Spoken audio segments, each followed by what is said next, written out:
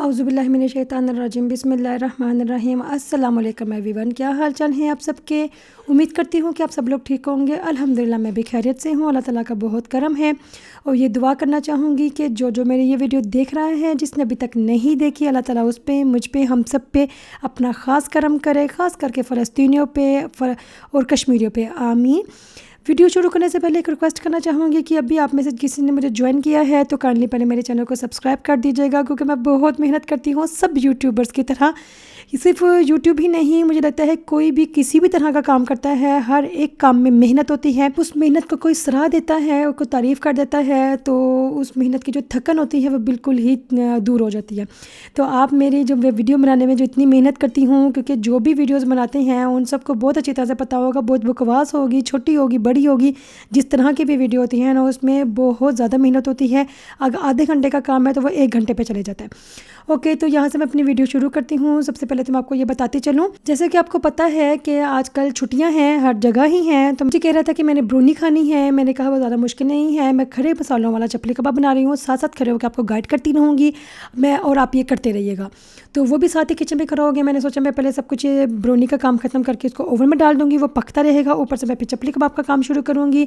जैसे कि मैंने आपको बताया है, अभी गर्मियाँ चल रही हैं और जो पाकिस्तान में जो हालात चल रहे हैं, फल्ला, मैं कहती हूँ बिजली है ही नहीं है, इलेक्ट्रिसिटी आती नहीं है, इतनी लोड शेडिंग होती है, उसके बावजूद इतने ज़्यादा बिल आते हैं। लेकिन ये जो बिल वाला चक्कर है, आप यकीन जाने, सिर्फ पाकिस्तान में नहीं पूरी दुनिया में हर जगह बिल बहुत ज़्यादा आती हैं। अगर मैं पेरिस के बिल के जो सिस्टम है, फ्रांस के बिल का जो सिस्टम आपको बताती चलती हूँ। यहाँ पे एक ना 2 तरह के कॉन्ट्रैक्ट होते हैं। एक तो ये होता है कि मंथली जितना बिल आता है वो पे कर देती हैं आप, या फिर इससे ये होता है कि आप ना मंथली एक स्पेसिफिक अमाउंट होती है, वो मंथली बेसिस पे आप ना पे करते हैं, और जब साल का एंड होता है तो वो पूरा का ना कैलकुलेट करती हैं कि आपने मंथली जितना पे किया था उस हिसाब से अपने मंथ बेस पे उतना यूज़ किया है या नहीं किया। अगर तो आपने कम किया होता है तो जितने पैसे आपके पूरे साल में ना जमा हुए होते हैं ना, सपोज़ अगर आप लेट्स सपोज़ कि अगर मैं 50 अरब मंथली पे करती हूँ, पे करती हूँ, तो जितना पूरे साल में बनता है, तो अगर मैंने ना 1 महीने में 50 अरब के हिसाब से ना बिजली यूज़ नहीं की, मैंने 35 अरब के हिसाब से की है, या 40 अरब के हिसाब से किया है, या मैंने 60 के हिसाब से की है, तो साल के एंड पे पूरा कैलकुलेट करते हैं जितने पैसे उन्होंने हमारे देनी होती हैं, अगर तो बन रही हैं तो वो हमें पे कर देती हैं, अगर हमने और पे करना होता है तो वो हम वो पे कर देती हैं। तो हमेशा तो ऐसा होता था, हमेशा नहीं, लेकिन मोस्ट ऑफ द टाइम ऐसा होता था कि मेरी ईद हो जाती थी, क्योंकि जब वो पैसे जब मुझे मिलते थे तो वो पैसे मेरे होते थे। इस दफ़ा तो ये हो गया 2-3 महीनों से ऐसा चल रहा है कि इतना ज़्यादा बिल आ गया हुआ है, इतना ज़्यादा बिल है कि अगर सपोज़ हमारे पैसे अगर कभी ना 100-150 बच जाता था, आप यकीन करें हमें 500-600 ऊपर देना पड़ा। बहुत ज़्यादा बिजली महंगी हो गई है, सिर्फ पाकिस्तान में नहीं है। लेकिन पाकिस्तान तो चलो ठीक ही है ना, कि अब ये तो हदीस भी है कि जिस तरह के हुक्मरान होंगे, जिस तरह के लोग होंगे, मुल्क होगा, उसी तरह के हुक्मरान होंगे। तो मेरे लिए ये मैटर नहीं करता है कि कौन सी पार्टी आगे आई हुई है, कौन से क्या कर रहे हैं, किस तरह का काम करें। मेरे लिए बहुत इंपॉर्टेंट ये है कि जो लोग हैं वो सही तरह से रह सकें, लाइक अपने बच्चों को पाल सकें। जैसे कहते हैं ना, कुरान पाक में भी है कि औलाद और दौलत आपके लिए फितना है।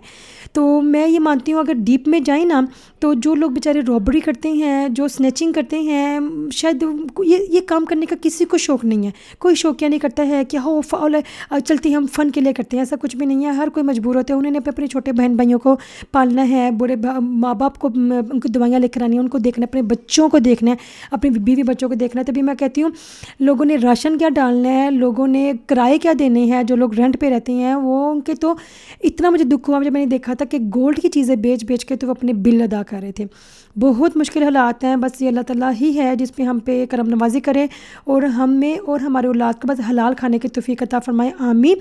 बहुत मुश्किल चल रहा है हर जगह। तो मैं वही बात कर रही हूँ कि सिर्फ पाकिस्तान में नहीं, यहाँ पे भी सब कुछ बहुत महंगा होगा। अगर आपने मेरी पिछली वीडियो नहीं देखी तो आप ज़रूर देखिएगा। मैं राशन लेकर आई थी और ये भी यकीन जाने हर एक चीज़, हर एक की प्राइस बहुत ऊपर चली हुई है ना, बहुत ही ज़्यादा। और बिल भी बहुत महंगे हो गए हैं बिजली के, गैस के भी। लेकिन ये अलग बात है कि मेरे इस वाले घर में गैस का हमने कनेक्शन ही नहीं किया हुआ, क्योंकि मेरा ये जो चूल्हा आपको नज़र आ रहा है ब्लैक कलर का, ये भी इलेक्ट्रिसिटी वाला ही है, तो ये बिजली से ही चलता है।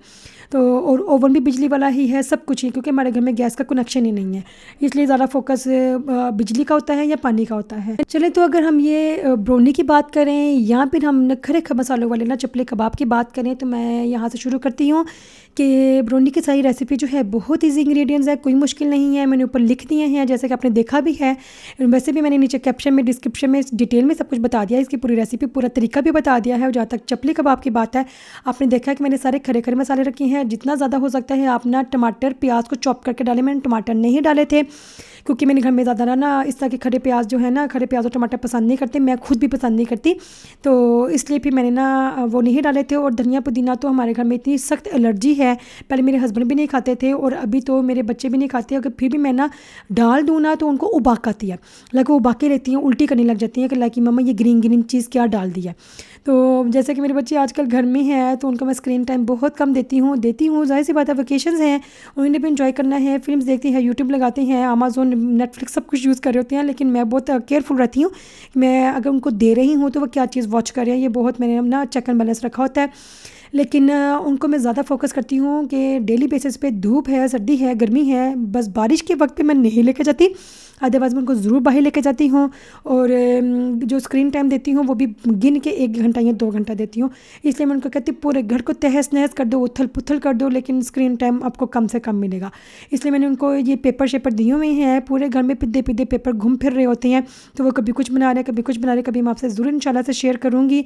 और ये देखें, ये चपली कबाब बनाने का बेहतरीन तरीका है जो शेप अप करने का। मैंने पहले भी एक तरीका ना शेयर किया था, आई थिंक शॉर्ट बनाया था, रमज़ान में किया था, लेकिन वो वाला चैनल तो मेरा बंद हो चुका हुआ है। तो मैंने शॉर्ट बनाया था सीख कबाब को शेप अप करने का, वो भी बहुत बेहतरीन तरीका था, इसी तरह से था। और भी कितने यूट्यूबर्स हैं जो इस तरह से ना शेप अप करते हैं। बहुत, मैं कहती हूँ जो भी लोग मेहनत कर रही हैं ना किसी भी काम में है ना, वो शॉर्ट बना रही हैं, यूट्यूब कर रही हैं, ये घर के कोई काम कर रही हैं, लाइक घर में बैठी हुई जो औरतें काम करती हैं, मैं हर एक को बहुत अप्रिशिएट करती हूँ कि वो कोई भी काम मेहनत के बगैर नहीं होता। और अगर आप ये कहें कि ना सब कुछ बंदा सीखा सिखाया आया है, क्योंकि शादी से पहले तो मैं ज़्यादा काम नहीं करती थी, तो क्योंकि मैं जॉब करती थी तो मैं ज़्यादा ना सीधे सीधे खाने बना सकती थी, थोड़ा बहुत मजा आता था। लेकिन शादी के बाद मैंने अपनी सास को देखा, मैंने अपनी नंद को देखा, मैंने अपनी देवरानी को देखा, जितने इर्द गिर्द के लोग हैं ना, हना, क्योंकि मैंने देख के ना मैं बहुत ज़्यादा सीख लेती हूँ, लाइक कौन किस तरह से बना रहा है, कौन सी टिप है, क्या चीज़ है, ये पॉइंट, ये चीज़, इस तरह से मैंने बहुत ज़्यादा पिक कर लेती हूँ ना। तो इसी तरह से आप ये नहीं कहते कि हम सीखे सिखाए आए थे, इसी तरह से देख देख के पूछ के, क्योंकि मैंने पूछने में बिल्कुल भी झिझकती नहीं हूँ। अगर किसी बात की, किसी चीज़ की मुझे समझ नहीं आई, या किसी की जगह मैंने कोई खाना खाया है, किसी के घर जाके मुझे वो बहुत मज़े का लगा था, तो मैं उससे पूछ लूँगी कि आपने किस तरह का बनाया हो। मुझे इसमें कोई बिल्कुल भी झिझक नहीं आती, शर्म नहीं आती। इसमें कौन सी बात है, अगर मैं अच्छा बना रही हूँ, मुझे नहीं पता, ये तो खाने वाले बताएंगे, तो दूसरे भी मुझसे बेहतरीन चीज़ें बनाते हैं, तो उनसे पूछ के अगर हम अपने आप को थोड़ा सा ना पॉलिश कर सकते हैं, चेंजिंग ला सकते हैं हमारे खाने में, तो उसमें कौन सी कोई ऐसी बुराई नहीं है। और ये देखिए, इसको गार्निश करने के लिए मैंने ना ये चपली कबाब रखे हैं।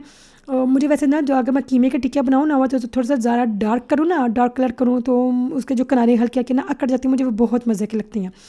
ज़्यादा अगर ये गौर करें ना, अगर कोई पेशावर वाली साइड पे जाए तो पठान वाली साइड, क्योंकि चपली कबाब इस तरह के कीमे की टिक्कियाँ शिक्कियाँ जो भी हैं ना, ये तो ज़्यादातर ना वो पठानों की हैं। तो मेरी बाजी वगैरह ने एक बार विज़िट किया था इस तरह के, पता नहीं किस जगह पे गई थी वो, तो उन्होंने ना वहाँ पे चपली कबाब खाए देखे थे। वो कहती वो मुझे बता रही थी कि उन्होंने बिल्कुल ही कीमे के टिक्के को जला के राख कर दिया था, काला स्याह कर दिया था।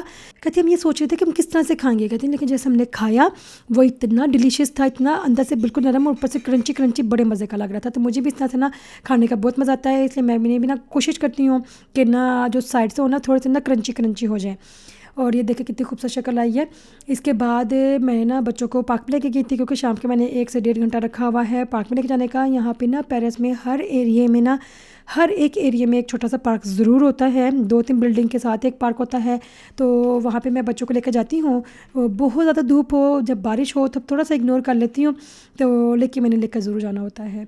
ये देखिए कितने मज़े का गार्निश किया है, और ये बहुत ही मज़े का था। ब्रूनी तो बहुत ही मज़े की थी। जैसे कि अभी छुट्टियां हैं, आप बच्चों को ना बना के दीजिएगा, बच्चों को अपने साथ लगाइएगा कि तुम ये अंडा तोड़ो, तुम ये मैदा डालो और तुम बीट करो। इस तरह से मिलजुल के जब होता है ना, तो वो बहुत अच्छी तरह से टाइम भी ना पास हो जाता है। तो बच्चों को इस तरह के काम करने का बहुत मज़ा आता है, बच्चे बहुत इन्जॉय करते हैं, बहुत शौक से करती हैं।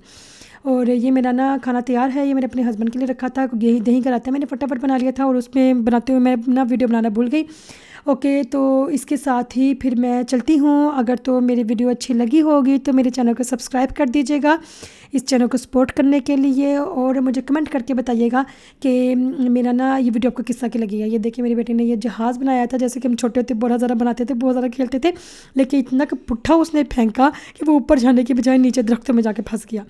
ओके, तो ये पार्क है हमारे घर के बिल्कुल साथ ही है और यहाँ पे दिन के आप जिस मर्ज़ी पहर में चले जाएंगे ना, क्योंकि थोड़ा सा बड़ा है और ये ना तकरीबन 7-8 बिल्डिंगें लगती हैं और एक ये वाला पार्क है, बहुत बड़ा बनाया हुआ। लेकिन यहाँ पे इतना ज़्यादा रश होता है, बहुत ज़्यादा एक्सट्रीम किस्म का रश होता है यहाँ पे हर वक्त। तो फिर आप पार्क देखते रहें और साथ साथ मैं फिर चलने की तैयारी करती हूँ। अपना बहुत ज़्यादा ख्याल रखिएगा, दुआओं में याद रखिएगा, सब्सक्राइब करना ना भूलिएगा। इसके साथ ही अल्लाह हाफिज़।